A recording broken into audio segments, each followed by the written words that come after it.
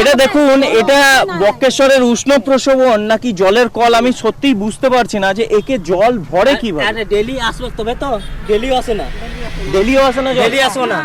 দিদি এখানে জল আনতে এসছেন, এ তো যা অবস্থা দেখছি। এটা কল?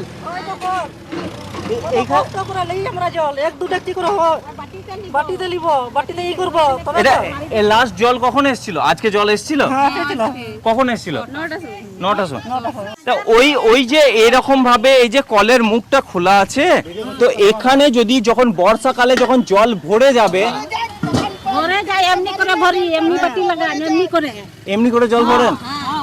তো এখানে যদি জল ভরে, তো তাহলে অন্য সময় যখন এটা ফাঁকা থাকছে, তো ওখানে কেউ কিছু ঢুকিয়ে দিতে পারে, কিছু নোংরা ঢুকিয়ে দিতে পারে।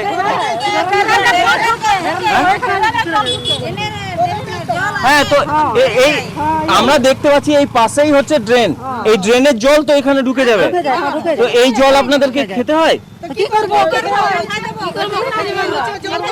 কুয়ো নাই, না পুকুর নাই, কিছু চাপা নাই। কল নাই, কিছু নাই। এই কলে সেই এত কলে জল আসছে না। জলও আসে, লেকিন ভালো জল আসে না, এমন পায়খানা হয়ে যায়, এমন জল আসে কি? মানে নোংরা জল নোংরা জল আছে। আরে নোংরা তো হবে, এখানে যে কেউ কোনো নোংরা জিনিস ঢুকিয়ে দিতে পারে। তারপর এই তো সোজা ড্রেন, এই ড্রেনে তো নিশ্চয় আসবে সরকার আমাদের। সরকার আপনাদের? হ্যাঁ, হ্যাঁ। এই সরকার আপনাদের, তো সরকার করছে কি তাহলে?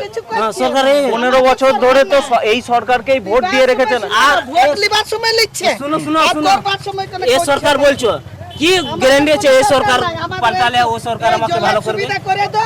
তো রেখেই বা করলেনটা কি?